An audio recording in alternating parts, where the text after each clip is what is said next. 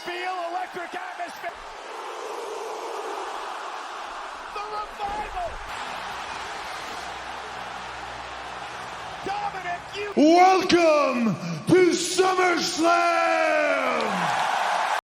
Hello and welcome to the SummerSlam Review, the place where we recap and review everything that went down at SummerSlam 2024. This year's SummerSlam was absolutely incredible. I think maybe they could have peppered some title changes at different points of the year, but the pay-per-view was absolutely one of the best, from start to finish. It had everything you could want from a big pay-per-view. Great stories, big spots, amazing matches, and most importantly, memorable moments with big returns and huge betrayals. Let's jump into it. If you saw my predictions video, you'd already know that I called the result of 6 out of 7 matches, but not only that, I mentioned that Finn and Liv would take this as their opportunity to officially form their Splinter Cell. I also suspected that Dominik would end up turning on Rhea and siding with Liv, an opinion I have maintained since my King and Queen of the Ring review. The match itself was pretty darn good. Although the wrestling left something to be desired, the overall booking of this match was spot on. There was the huge build to the match, which has created one of the greatest female rivalries ever, and really, it's just getting started. Then there's the Dominik angle, which has been foreshadowed since Liv won the title with Dom's help. Have they been in cahoots since then? That would explain Dom's reaction when Rhea got injured. Just a side note, if they have been working together for that long, then creative were planning this before Rhea got injured. They must have had to create filler storylines for Liv until Rhea's return. This indicates interesting things about the current booking team. First, they're invested in Rhea, even through an injury. Second, when the shit hit the fan, they didn't really have a plan B. They just allowed Liv to coast until SummerSlam instead of getting her involved in substantial storylines with other female talent, which also leaves a little to be desired. Whatever happened to get here, the match was memorable and created a moment that will live forever. No pun intended. This is exactly what the company thrives for, and it's what they achieved. There was also that crazy angle where Rhea put her dislocated shoulder back in place. Pretty cool. 4.5 stars, can't wait to see where they go from here.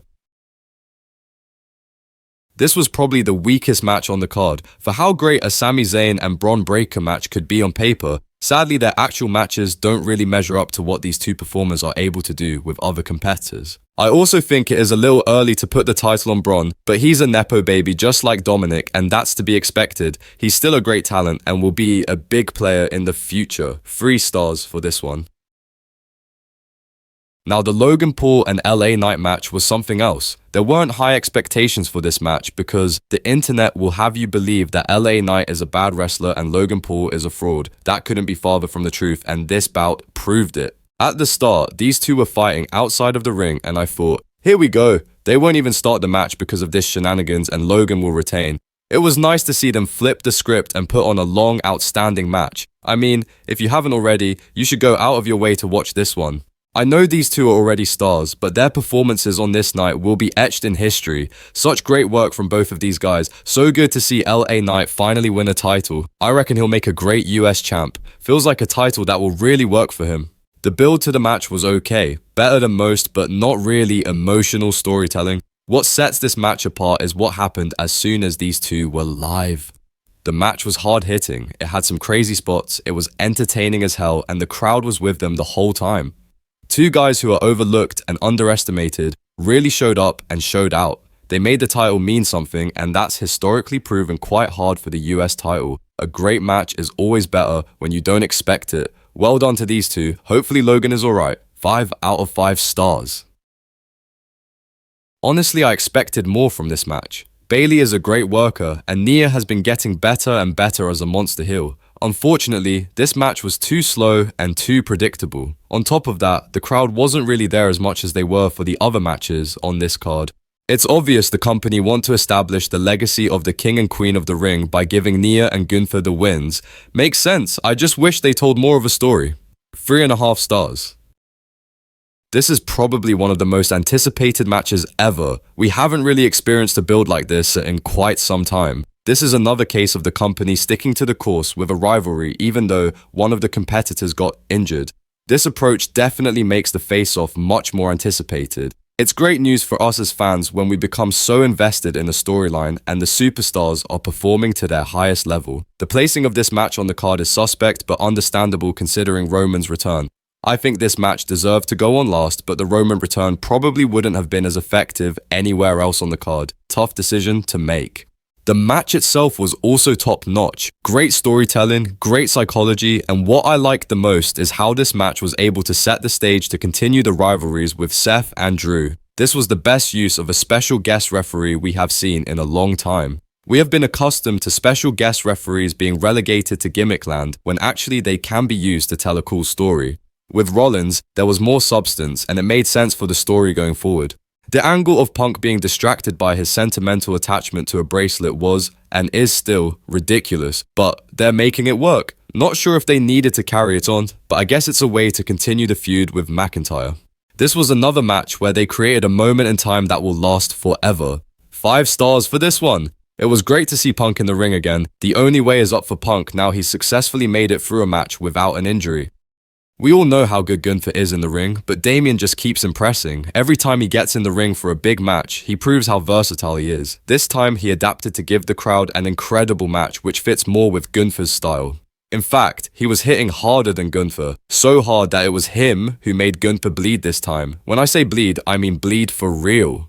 Again, if you listen to my predictions video, you know that we were expecting Finn to betray Damian in this match. Even though it went exactly as expected, the storytelling from Damian in particular really elevated this match to the next level. I also thought it was great how the Go Home Raw foreshadowed how this match would end. They really put all of their eggs into this SummerSlam basket. The little things Damian was doing during the match to convey his disbelief at being betrayed by his brother was something that other wrestlers should study.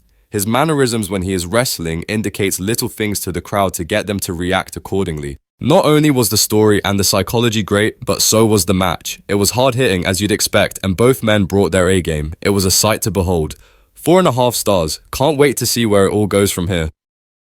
The pay-per-view also had the customary celebrity segment, this time involving Jelly Roll. The segment was okay, but the only reason I mention it here is to reiterate how much the company trusts Theory. He is the guy who the company turn to when they need a professional to put a celebrity over, and this will definitely pay dividends for him later in his career. If you watch my SmackDown rundowns, you already know how I feel about the company always rinsing and repeating the same old storyline with Cody and the Bloodline. From his last few matches, it is also clear he is getting the John Cena booking, where he's beaten the hell out of, then somehow manages to win the match. Pretty boring back then, still boring now. The match was actually quite run-of-the-mill until the return of Roman. Also, the placing of the match made it obvious that Roman was returning. If it wasn't for Roman returning, this would have been a piss-poor match. Not because of Solo, mind you, it's just that the booking of Cody is boring and predictable. We all knew the Bloodline would come out. We all knew Randy Orton and Kevin Owens would get involved. We all knew Cody would win, and because it was the main event, we knew Roman would return. I do have to take a moment to recognize Solo. Not only has his mic skills improved tenfold, but he is also a monster in the ring. Sure, his whole gimmick is modeled off Umaga, but you can tell he really studies the tapes, takes pride in his matches, and works his ass off to ensure he belongs in the ring with the best in the industry. He will be a huge player for the company, just like Theory and Breakker. Another Nepo baby being showcased at a big pay-per-view, so if you're keeping count, that's Dominik Mysterio, Bron Breakker, Nia Jax, Cody Rhodes, Solo, Randy Orton, the rest of the Bloodline, and Roman Reigns. It was ridiculous how much time they spent on that Cody entrance. Surely some of that time could have been used for the IC title match. That Roman return though, goosebumps. The crowd absolutely popped, and of course they would. The tribal chief is back to avenge his wise man. Finally, the Bloodline storyline can start to be interesting again. Unfortunately, it looks like Fatu might be injured just when his story was about to pick up. Such a shame. He was the best new addition to the Bloodline. Maybe they should have debuted him as soon as he was signed so we had more time to witness his aura. If it wasn't for that Roman return, this match wouldn't have scored as high. But because of Roman's return, we have to bump this up to 3.5 stars. SummerSlam 2024 was one of the best pay-per-views we have witnessed in a long time, and it was all because of the moments. The Dominik Mysterio betrayal, the LA Knight win, the GTS to Rollins, Finn turning on Damian, and the Roman return. What a great pay-per-view. 5 whole stars for this one. More of this, please. I'm sure you'll disagree about a lot of this, so let me know what you think. This is a place for positive discourse about the product. Was the Bloodline match good even without a Roman return? Did you also think that Finn and Dominik would betray their stable? Did you like that Bron Breakker match? What do you think about LA Knight winning the title? Sound off in the comments. Don't forget to like, comment, and subscribe. It will really help our channel. If you missed the Raw rundown, be sure to catch it here. Keep it locked for everything WWE.